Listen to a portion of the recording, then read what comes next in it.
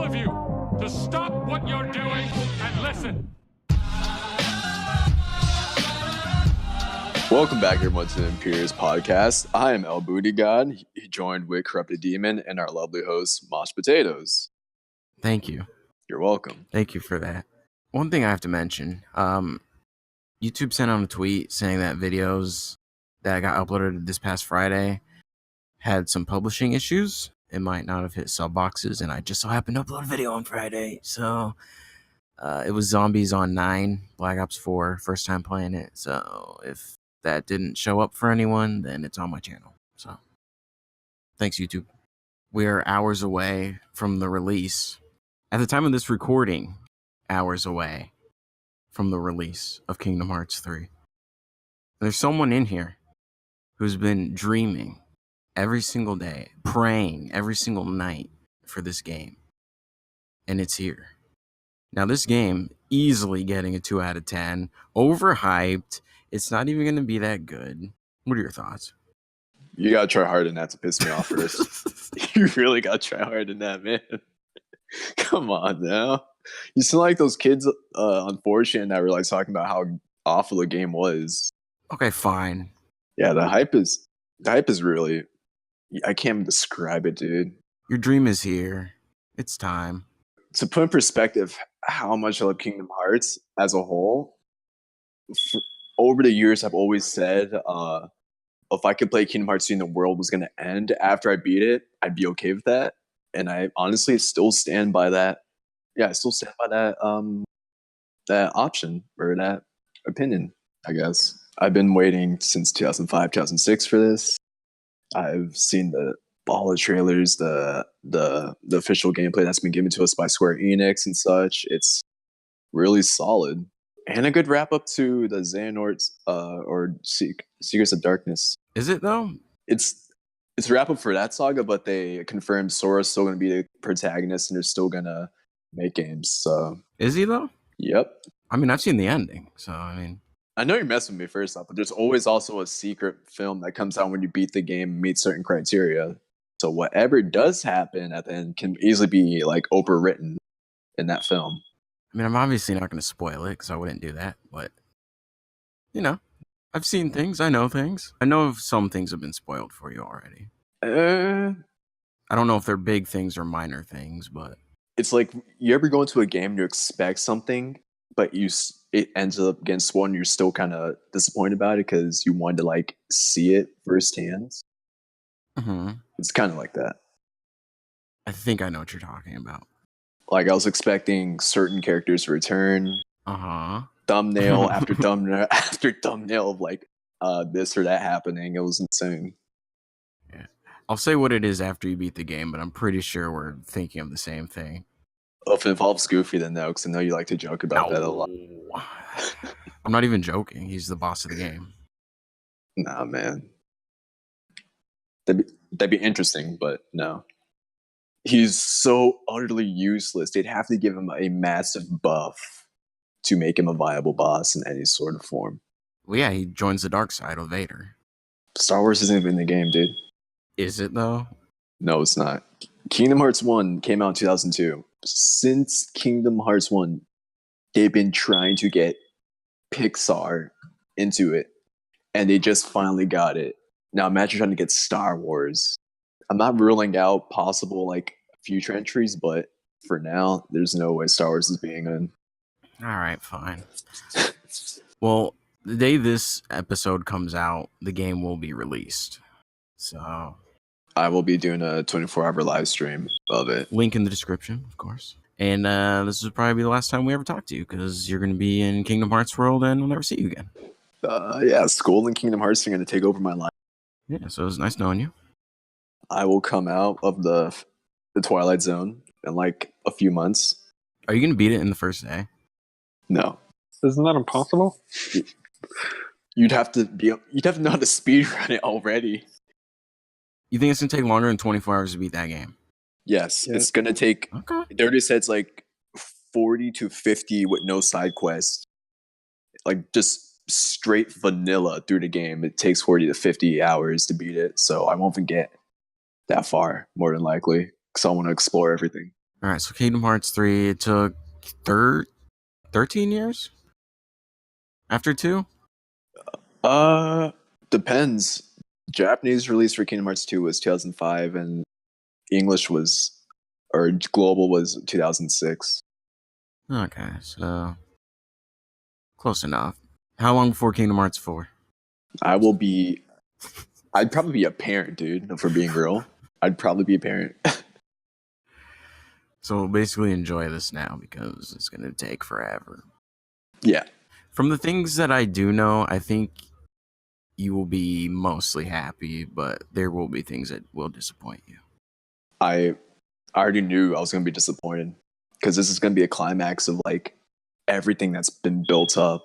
I have some very broad expectations on what's going to happen, who's going to potentially quote unquote die, since death doesn't really exist in the franchise.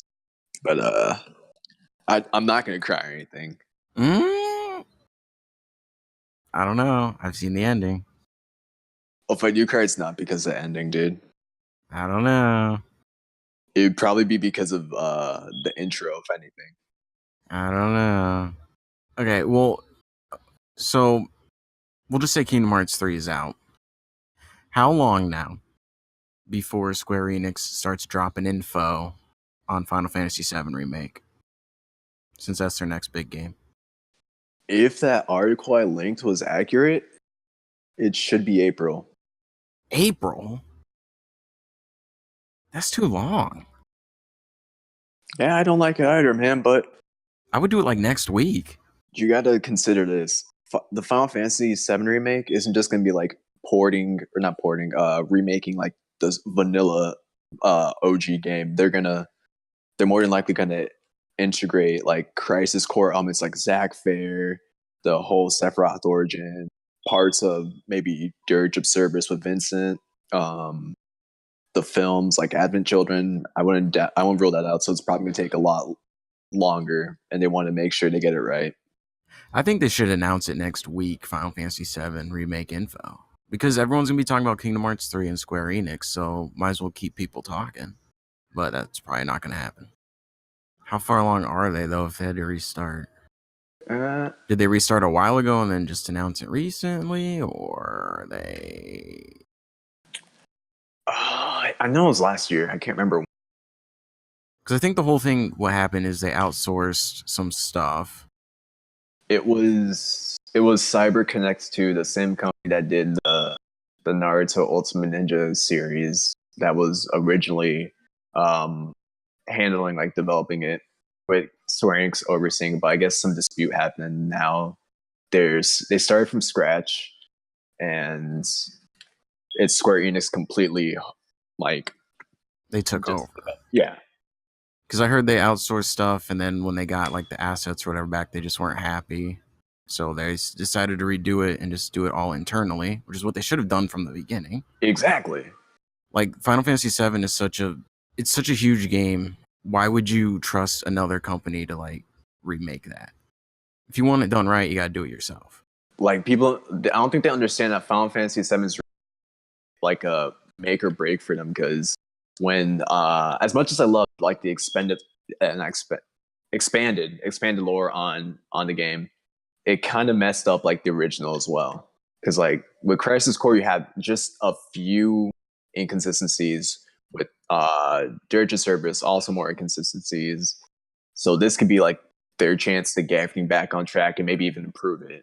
And if it bombs, it's going to hurt other possible remakes. Because if they remake 8, people are going to be like, oh, well, 7 wasn't that great, so why should I be interested in this? Oh, people are already like on the fence about Final Fantasy. 13 and 15 left a really bad taste in people's mouths, so they're really skeptical of like how Square Enix is going to operate now. I thought people liked 15. No. No? 15 has a very long and controversial history. To give you perspective, 15 hypothetically should have been out like no later than 2009, because it was being developed way back in the day. I think it's been at least 10 years since it was like originally it's supposed to be like in development. It started out as okay, so 13 and 15 actually were supposed to be like released around the same time, same universe, because you know how Final Fantasy has like their own separate universes within the series. Yeah. But they're supposed to be like in their own universes, coming out around the same time, kind of. But and it was originally called Versus 13. They had issues with the engine that they're using because for some reason Square Enix really prides themselves in making their own engines, and I have to give it to them. It's really good because 13 has a beautiful environment, but it's just that they really designed that engine for 13 alone, and there's so many issues with 13, like from you could have a full party but you're forced to play lightning only. It's really linear, like more linear than Final Fantasy X, to where you're in this area, you never see it again, more than likely, unless you go do a new game or whatever. The combat wasn't too bad, but yeah, 13 had its own problems. Then 15 really went through limbo with from what I've heard about the leaked parts of the supposed script, it was going to be more interesting in my opinion. But when it came to development, I think it was a few years like down the line, and all they had was like a tech demo, nothing playable. But what else? What else? Then Tetsuya Nomura kind of like started flopping on like what he wanted to do with the plot. What it was just becoming a massive mess, and that's when you have Tabata step in, the dude that like made Type 0 and Crisis Core. So you think it's gonna? He did a pretty good job redeeming what could have been a even bigger dumpster fire. Really, it's a shame that he left Square Enix last year, but he really did his best. Did he leave on good terms or bad terms? They say good. Yeah, he really, really redeemed that game. The only problem is like the story, some elements that were supposed that you would expect to be like in day one, because you know how you have Noctis and his buddies, you'd expect me to be able to like cycle through all of them from in the base game. That doesn't come until like the episode DLC starts releasing, and a lot of people didn't like that because pretty much at this point, with the next DLC that's coming out, you have more the entire story that you should have had in the base game, and they are not happy about it whatsoever. Well, the issue with Square Enix is they take forever to release games. I mean, if the game's good, it's well worth the wait, in my opinion. Oh, for sure. But if it sucks, it's like, man. I'm not gonna say that just because Kingdom Hearts 3 is coming out. Because for all I know, hey, it could legitimately have a lot of questionable moments that outweigh the goods. So I don't know how long we're gonna have to wait for Final Fantasy VII Remake. I'm getting it no matter what. Oh yeah, even if I'm not too fond of episodic. Yeah, that's. But if they're really going to go their way with making the environment massive, then I guess I can slightly understand, because trying to load down the PlayStation 4 would probably take forever. It depends on how long between episodes, though. Because if it's too long, then it's just. The hype's definitely going to die. Might as well just make it a game and not episodes. Because, like, Life is Strange Episode 2 just came out, and it took 4 months between Episode 1 and 2. It's too long. And that's Square Enix, too. I know Square Enix doesn't make Life is Strange, but they publish it. So there's an idea of how long episodes could take. And Life is Strange is not as big of a game as Final Fantasy. So, who knows? I mean, if there's a game that I really want to come out or happen, I'd have to say Oxenfree 2. That's definitely a game I feel I'd want. Didn't it end on a cliffhanger, kind of? Or like it could lead into a sequel? It has multiple endings. You know, like how the whole game's like a time loop, pretty much? Yeah. It loops into itself. So pretty much you're like, that's one of the possible endings where you're just stuck doing this over and over. Oh, yeah, right. Doesn't the ending like go back to the beginning or something? Yeah, like when you're on the boat getting there. And then it like distorts so it knows you're in the loop. Yeah, then like, but it said like now everyone's there. So it's like the initial, like they're all going towards the islands. But then there's a few. That was a good game too. Oh yeah, I never really praised indie games, but easily my most favorite indie game ever. Yeah, it's pretty cheap too. So if no one's played Oxenfree, definitely check it out. I gotta spoil Kingdom Hearts 3 right now. A little spoiler. Okay, Donald sounds like this. I was Okay. gonna say a legitimate spoiler, but okay. No, I'm not. I honestly would not do that. All the things I've been saying have been jokes. I know they're jokes. The whole lead up with Goofy. If he really did turn evil, I honestly did not know. It was just a coincidence. You're getting banned. I'm gonna be watching your stream and it happens and I'm gonna start sweating. You're gonna type in chat. I didn't know. Like, dude, I swear. I'm telling you. It's like a polygraph test. I didn't know. Real life Monka S. How was I supposed to know Goofy was gonna be evil? You know those? You know the polygraph tests don't actually work. Yeah, he could beat him. Yeah, it's like you just like keep calm and you can pretty much lie out your butt about everything. Yeah, you just have to keep like a steady heart rate. It's kind of hard for me because I'm like always jittery. So Yeah, and you can't like move. I heard if you move your feet or something, it can trigger it. yeah, so just like tapping your foot, boom, already failed it. I tap my foot all the time, but that's just because I don't know. I'm gonna have Parkinson's when I'm older or something. Like I have to fidget, so I'd already fail the test. That's not I do fair. fidget a lot. I could probably benefit from a fidget spinner, but of course memes had to ruin that. So Oh yeah, easily. Oh, yeah, speaking of games, Resident Evil 2. talk about a game with replayability. So I'm just gonna say right now, if you offer me Resident Evil or Silent Hill, 10 out of 10, I'm always gonna choose Silent Hill. But Resident Evil has really made me reconsider because back in the day, when I couldn't get Silent Hill as a kid for some reason. For some reason, they allowed, like my family allowed Silent Hill to like be blocked off of Resident Evil. Oh no, go ahead, go play that. But yeah, being able to like, I played Resident Evil 2 maybe a few years ago. So I have like the feeling of the OG game, but Resident Evil 2 was just so amazing to me. The graphics, beautiful. I was watching someone play it yesterday. Actually, in that sewer segment, I could feel my stomach turning because it looked so photorealistic watching Leon sift through all that. It's really good. I don't get why they made it $60 though. Because it's a good game. It's a remake of it. I don't know. Isn't the Leon campaign only like 8 hours or something like that? It depends. It depends on how much you look around. It depends on how news you are. Okay, 9 hours. Then you have Claire.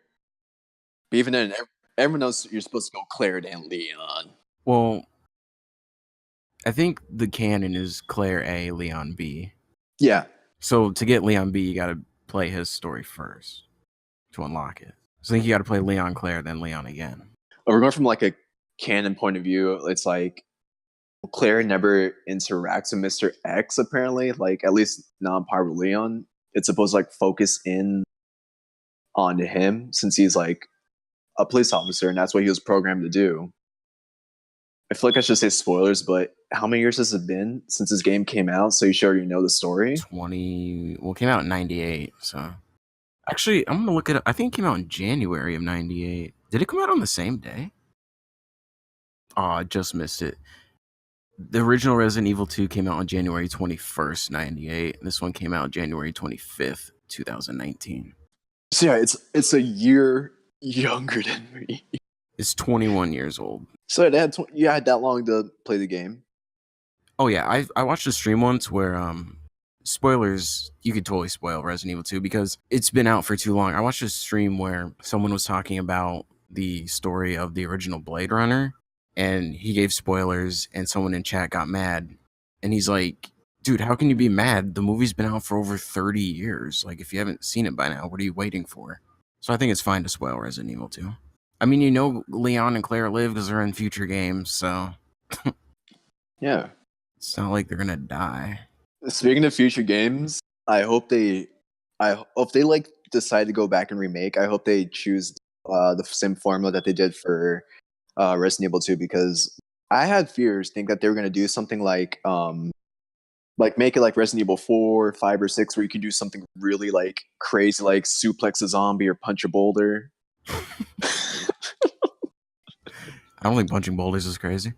Yeah, I like how the controls are purposely like all slow.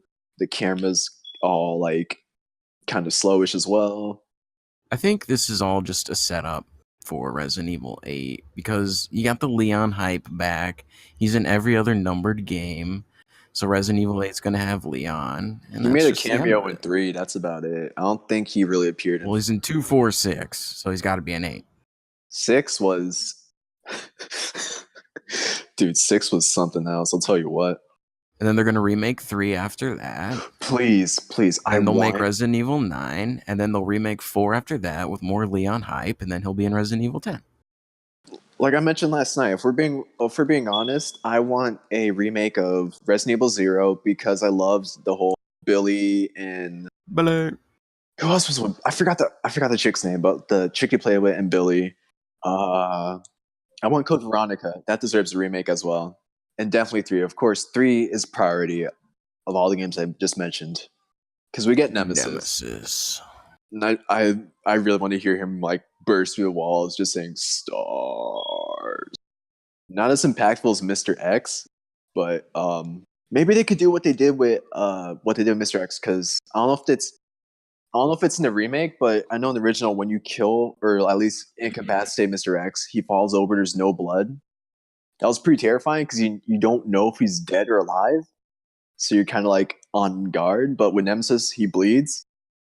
If they did not make Nemesis bleed, oh my god, the fear factor would be upped. Because at least with Mr. X, he just kind of raffle punches you through a door or something. Nemesis bursts through a wall and has a rocket launcher ready to go. This is like on a 100 kill streak or something, ready to just like mess someone up. But yeah, Resident Evil 3, Resident Evil 8 and 9, I'm kind of interested in see how they're going. I didn't until last night. I didn't know that Resident Evil 7 was apparently still in the same continuity, because on the wiki it mentions it's in the Prime universe. Is there a possibility that 7 is a prequel to 1, and that's why Chris is kind of with Umbrella? No, it wouldn't. No, because what does the blue umbrella mean? Assuming I can actually read, I'm not literate. Blue Umbrella is supposed to be like, Umbrella was actually held accountable for like the whole pandemic and all that they unleashed. They went under. They kind of reformed with a few staff members from the original Umbrella, and like their public like reputation kind of started getting boosted. And they enlisted people like Chris Redfield to assist with their missions. But why would Chris accept that? I guess it's because it's a new company and they kind of want to. But why keep the Umbrella name? That's just, or does the public not know about all this? It's just like insider knowledge between. No, the public knows about. Public knowledge knows about Umbrella and what they did, or what they're responsible for, at least. But even if you take out Umbrella, there's still plenty of other. There's still plenty of other, like, you know, like companies, some most black market that, like the one Wesker created, that will deal with biochemical or bio warfare and all that stuff. Wesker, where's Barry? God, the voice acting, dude. The original Resident Evil voice acting was so bad.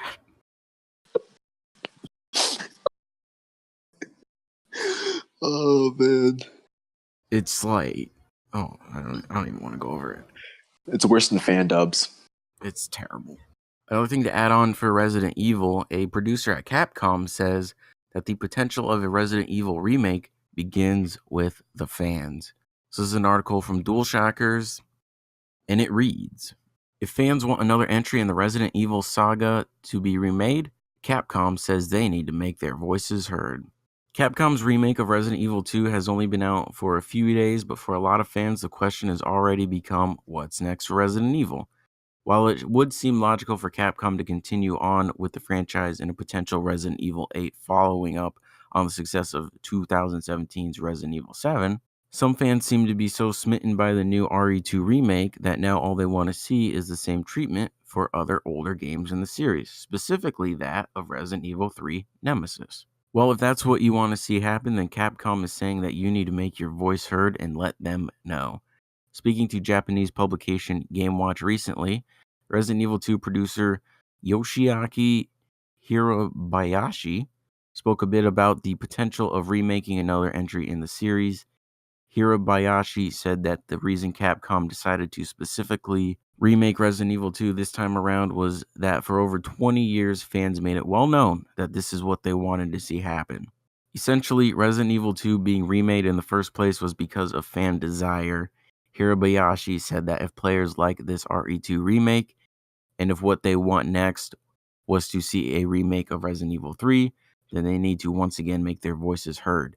This goes for any entry in the series as well, and not just for that of Resident Evil 3. So, with that said, if you want to see any entry in the Resident Evil series remade, talk about it. Make your voice heard, but do it in a respectful way, because some people are going to be jerks about it. Just be respectful, be nice, just let them know, hey, this will be cool.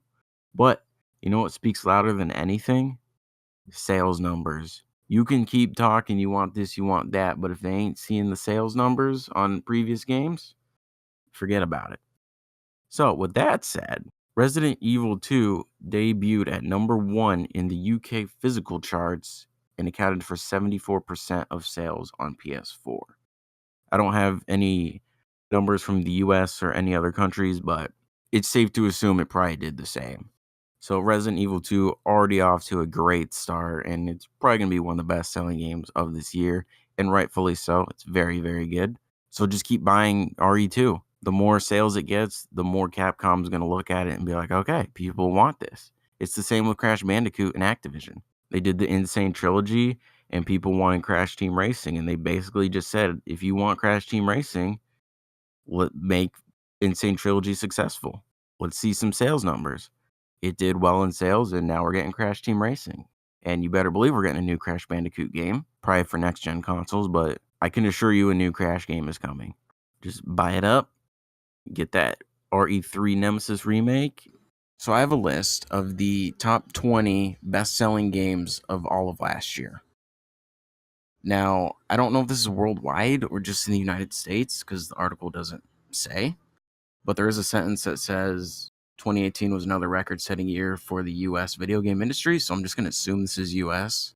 Number 20 is Pokemon Let's Go Pikachu. Eevee didn't make the list. Pikachu's better. That's it. Aren't they just remakes of, like, Red and Yellow? Yeah, with Pokemon Go aspects added.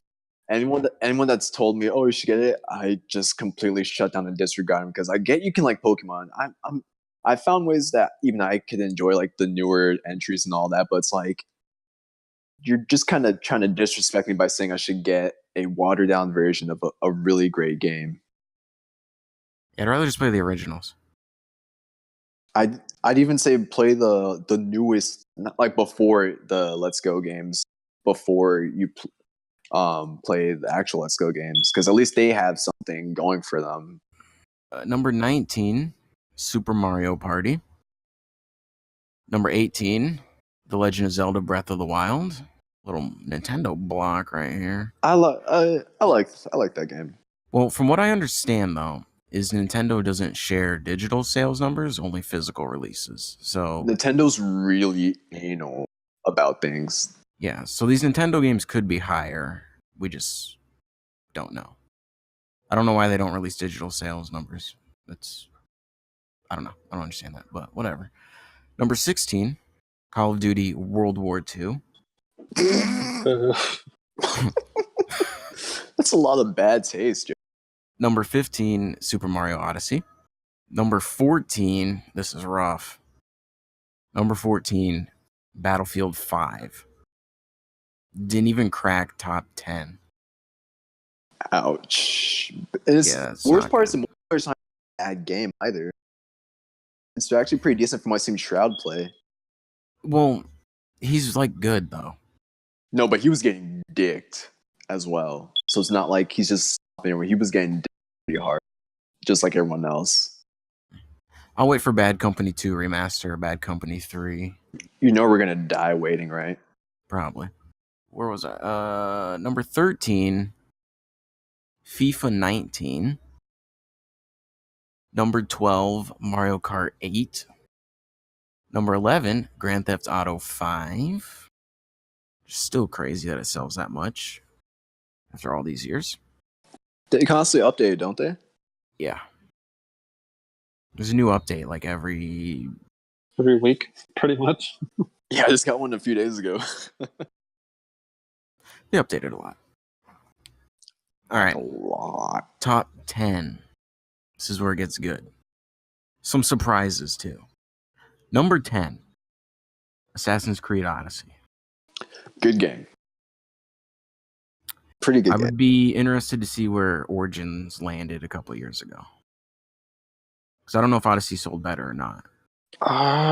Because in this list, it doesn't show actual numbers. It's just the rankings. I'm gonna look it up. I'm curious as well. From what I understand, people liked Odyssey. I haven't really heard anything bad about it. Let me correctly phrase how they've been describing it.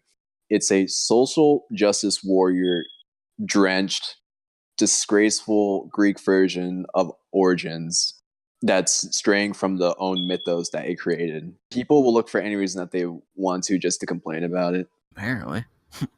Number 9, Capcom's best-selling game of all time. I think. I'm pretty sure. Should be Devil May Cry.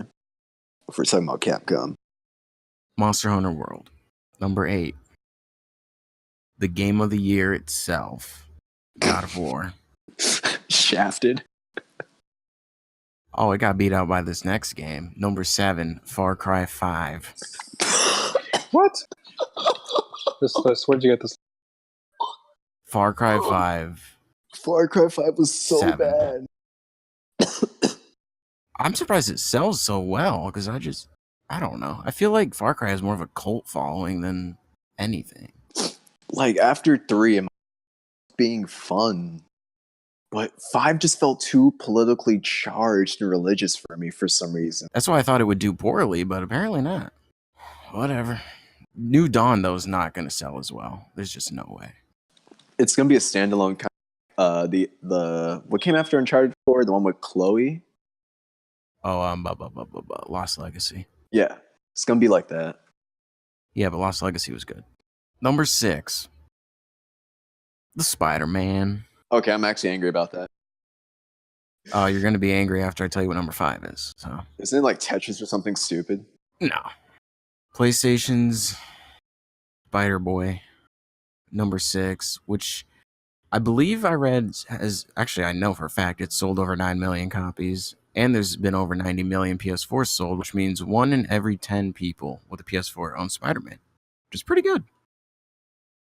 It's a great game. It's honestly the pinnacle of like superhero gaming. It's not supposed to be groundbreaking. It's just like it refined the best aspects and made it even better somehow. So it was definitely worth its praise. It was a good game.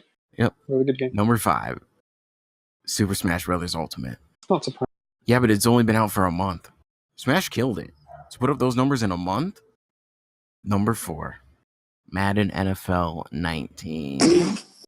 Who plays Madden still? Madden 2K are so trash, dog. Oh, wait, but number 3, NBA 2K19. Oh, come on. They're like the same games every year, but people still just buy them.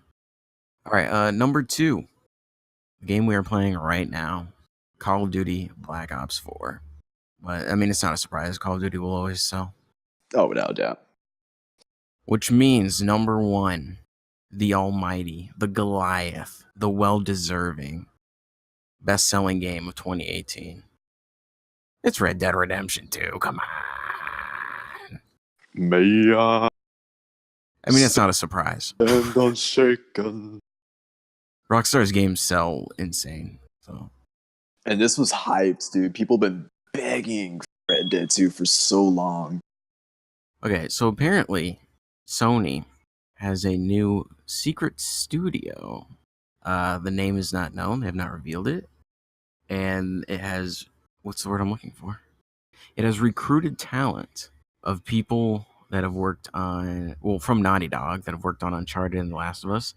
And they now just hired one of the lead animators from Red Dead Redemption 2. So, one of the head guys in charge, senior game designer, Quentin Cobb, on May 29th of last year said, "Today was my first day as senior game designer for Sony.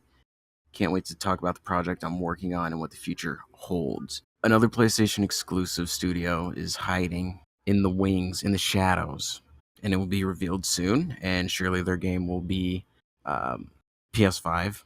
But yeah, we're gonna have a new PlayStation exclusive franchise, unless they're gonna bring back old ones. I guess they also hired some multiplayer people, so whatever the game is, it will have multiplayer.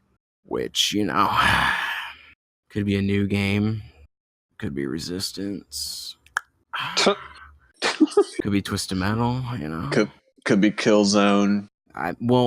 Okay, I'm glad you brought that up, because I still think Guerrilla's making Killzone, because they had 250 employees and they raised it up to like 400. And they're making Horizon 2, and if they did that with 250 people, why would they need to upgrade to 400? Do you mean Horizon Zero Dawn 2? Or what? Yeah, why would they need that many more people unless they were going to split the studio and make 2 games at once? And they hired a multiplayer person that worked on Siege, and Siege is a multiplayer only game, and Horizon doesn't have multiplayer, so Killzone. I'm willing to bet money Guerrilla's making Killzone. A reboot of Killzone. It's just going to be called Killzone. I'd actually like a reboot because I can't remember the story at this point. Yeah, I don't remember it either. PlayStation needs a exclusive shooter, whether it be first person or third. It's got to happen. So I think they should bring everything back. Bring Killzone back, bring Resistance back, bring SOCOM back, bring Twisted Metal back, bring Ratchet and Clank back, bring Jack and Daxter back, and just get the gang back together for PS5. Do you know what that is? I know what that is. That's music. Bring Me the Horizon, often abbreviated BMTH, are an English rock band from Sheffield, South Yorkshire, formed in 2004. Yorkshire. Don't be that person. Whatever. Melbourne, whatever. Oh my god. Formed in 2004, the group now consists of vocalist Oliver Sykes, guitarist Lee Amalia, bassist Matt Keane, drummer Matt Nichols, and keyboardist Jordan Fisher.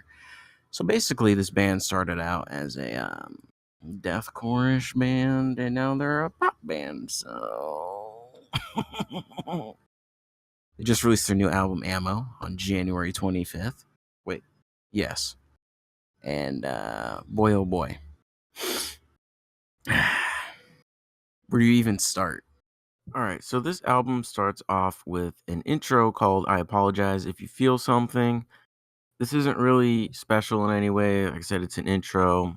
There's some beeps here and there. There's a little bit of vocals.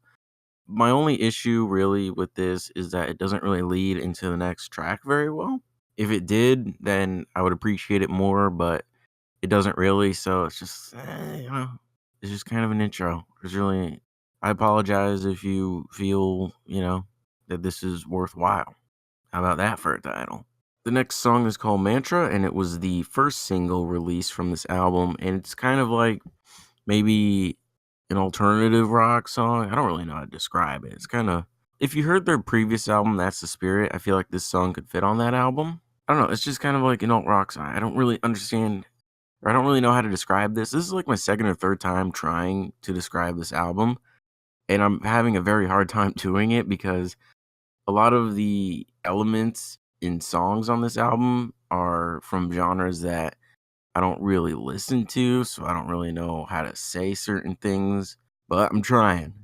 The next song is called Nihilist Blues, and it features Grimes. I think Grimes is like a pop star or an EDM. I don't even know. The only reason I know her name is because of Elon Musk. Not really sure what kind of music she makes, but this song, it's kind of like a dark and moody electronic song. There's some vocals. Well, she sings. And I think at the beginning it's Ollie singing, which is the vocalist. We're just going to call him Ollie instead of Oliver.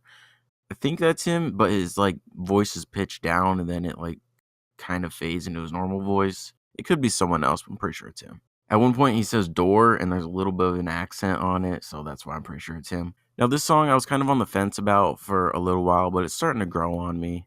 It's not too bad, but it's definitely more electronic sound. There's like no guitars or anything like that. So interesting. But they said that every song on this album was going to sound different, and yeah, every song on the album sounds different. The next song is In the Dark.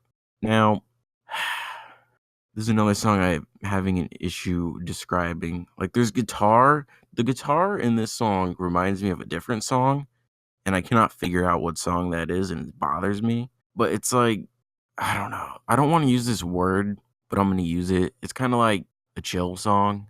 Like, there's some guitar, and then there's like a female voice that just says In the Dark, which I guess is kind of the chorus. There's not much going on. It's fine. It's a good song. I've heard some people say it's one of the worst songs. These people are out of their minds. It's a good song. It's not the best song, but it's a good song. Next up is Wonderful Life featuring Danny Filth of Cradle of Filth. So this is one of the best songs on the album as well because, you know, the guitar actually has a presence on this song. There's some riffage going on. And Ollie actually kind of like belts out the chorus, which is nice because on a lot of these songs, he's kind of, you know, more calm or quiet. Not like talking in terms of like spoken word, but he's kind of calm, like I said.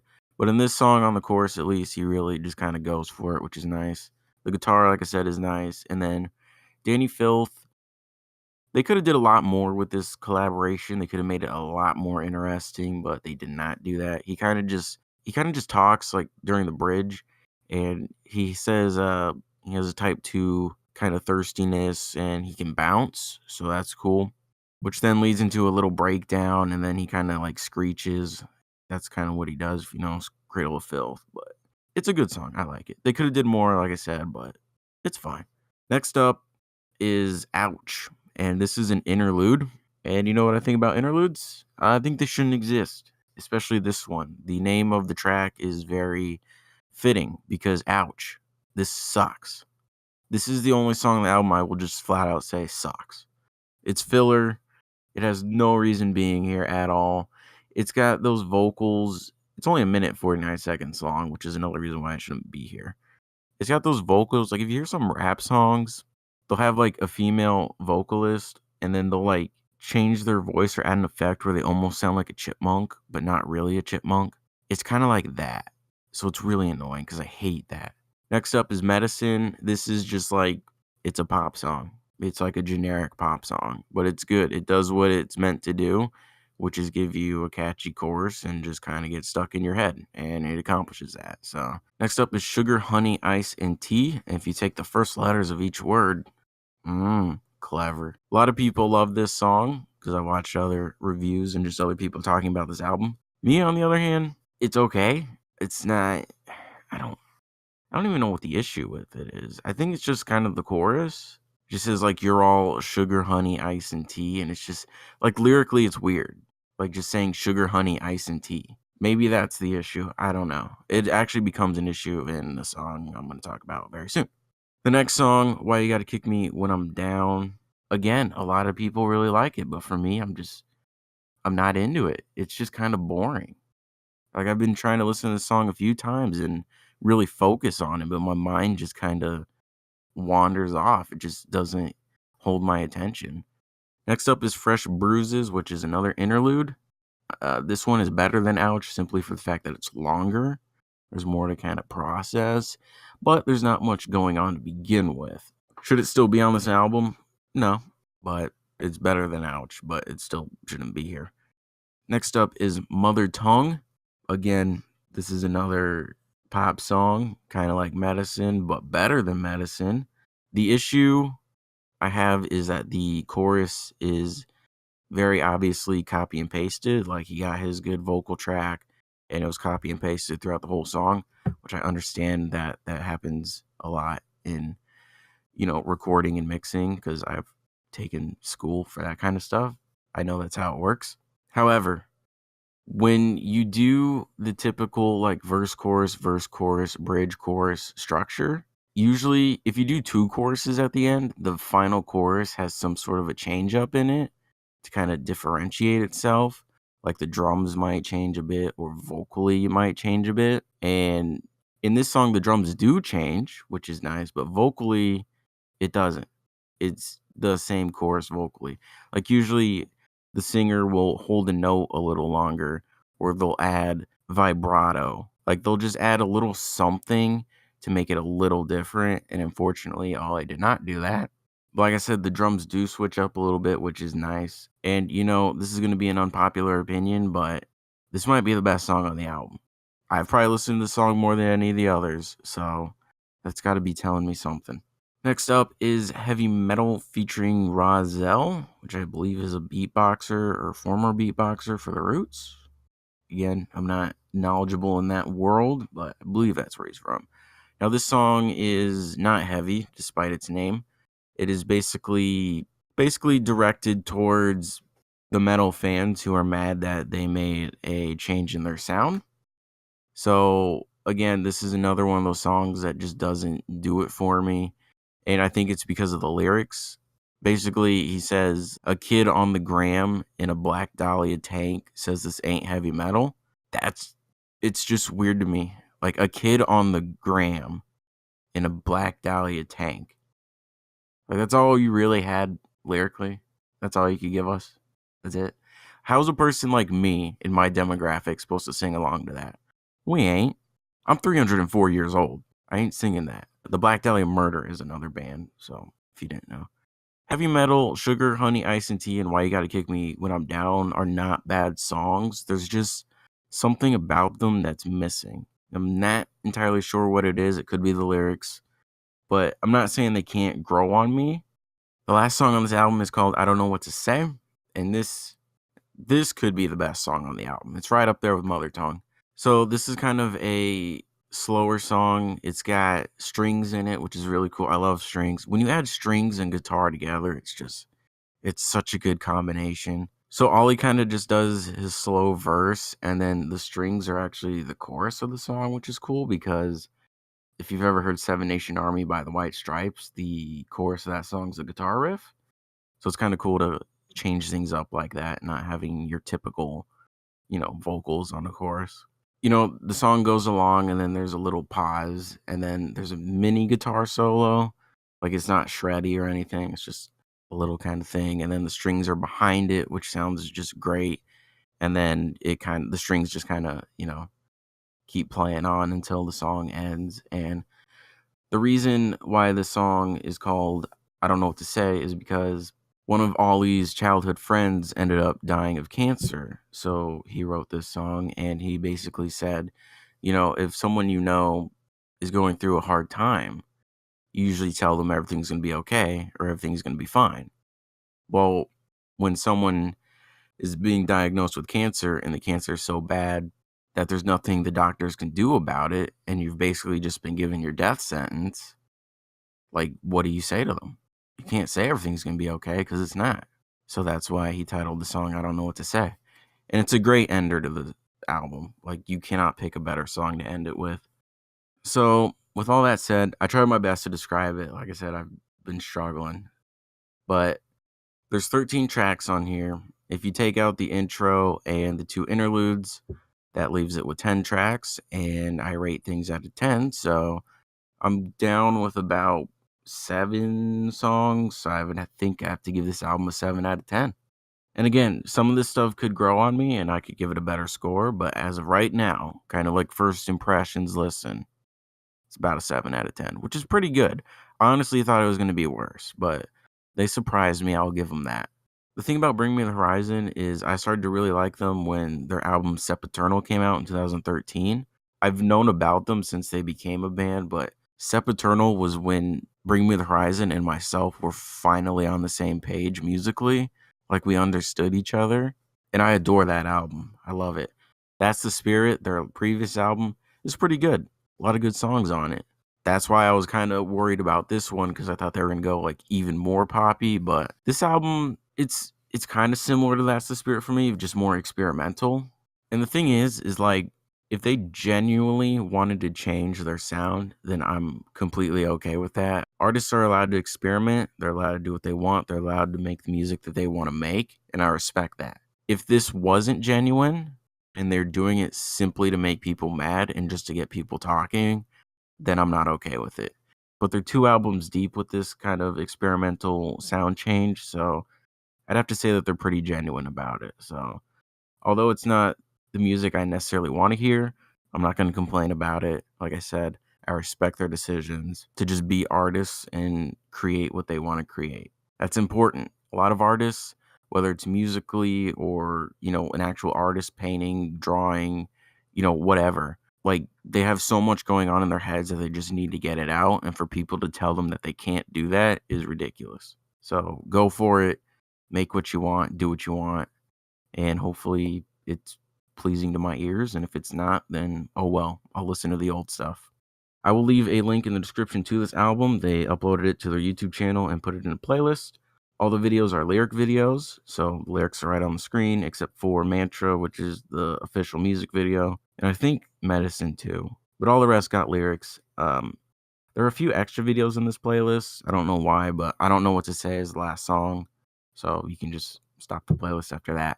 I think this album has something for everyone. I think even if you don't like this band or this album as a whole, I think there'd be at least something or at least one song that interests you. Oh, and this is one of the few times where I'm going to review an album that doesn't have much screaming on it because a lot of the stuff I listen to has screaming on it. Those albums just haven't come out yet. So if you're looking for an album that doesn't have a whole lot of screaming that I'm going to talk about, this is your chance to start listening because it's going to get heavier from here on out. I also want to briefly talk about Periphery. So the guitar player Mark Holcomb, whatever you say his last name, he did a short little interview, just a little thing. And he was basically asked what his plans were for 2019. And we know they have a new album coming out. It's not a secret. They've been talking about it, but they haven't given details about it. They haven't given a release date, album title, none of that stuff. And well, he said, new album should be out in April. That's it. New album's coming out in April. There you go. I don't know if he accidentally let that slip or what, but new song coming soon because they also posted pictures of them filming a music video. So, new Periphery song coming soon. Album details and info will surely release at the same time, which is exciting. They're on their own label now. They were on Sumerian Records, and now they own their own label. So it'll be cool to kind of see what they do when they're the head honchos. Also, I'm a Spotify connoisseur. I use Spotify all the time, every single day, as a matter of fact. And since 2015, I've been making best of playlists, best of that specific year. And I put all my favorite songs of the year into that playlist. And my best of 2019 playlist is now live. And I keep it updated throughout the year. So if you are interested in kind of following that and just seeing what I'm listening to or what I think are the good songs of the year, then I'll put a link to that in the description as well. And then through there, you can click on my profile and see all my other public playlists and just what I listen to in general. I don't know. It's up to you. You can do whatever you want. Mark Morton, the guitar player of Lamb of God, is releasing a solo album very soon. I believe March 1st. And he got a guest vocalist by the name of Chester Bennington to sing on a song, and that song has been released a few weeks ago. I meant to talk about this, but I forgot. And it's called Cross Off. Now, Chester sounds great. He's always sounded great, but he sounds especially great on this song. Does a few screams, a little aggressive from time to time. And if anyone's a fan of Linkin Park, then you have to listen to this song, because I don't know if this is his last song or not. I don't know if there's secret recordings out there that we don't know about, but if this is his final song, then it is a very good send-off for the man. I don't have any Florida stories for this week, but I do have a California man story. Corrupted Pride give his little input on this. This happened a few weeks ago, but I just remembered it. That a California man was caught licking a doorbell on Oh yeah, I security saw that camera. But he licked the doorbell for 3 hours straight. Wait. No. Legitimate 3 hours. Slobbing on And he was recorded the whole. Uh-huh. Slobbing on. Like corn on a cob. I mean, that's not the weird. I think the weirdest thing I've heard recently was this is actually across the pond over in Ireland. some dude for 18 months, I think, stored his own semen, and he was having back pains and pains in his leg, right? You know what he decides to do? He injects it into the areas where he's having pain. And sure enough, he has pus and infections now. Just, I know you don't want to think about it, but 18 months of that stuff, man. But why? And you just casually inject it. Hey, man, when I saw it, I had to show it to everyone because I couldn't suffer alone like that. I think that's a pretty good place to end it. So I'm going to go ahead and do that and say thanks for listening. All of our links and stuff will be in the description. Check us out. Follow us on Twitter, Twitch. Subscribe on YouTube. Hit the like button. Hit the notification bell. I don't like saying that stuff, but it's like rule 1 of being a YouTuber. You just got to say that kind of stuff. But whatever. Stuff's in the description. All right. Later.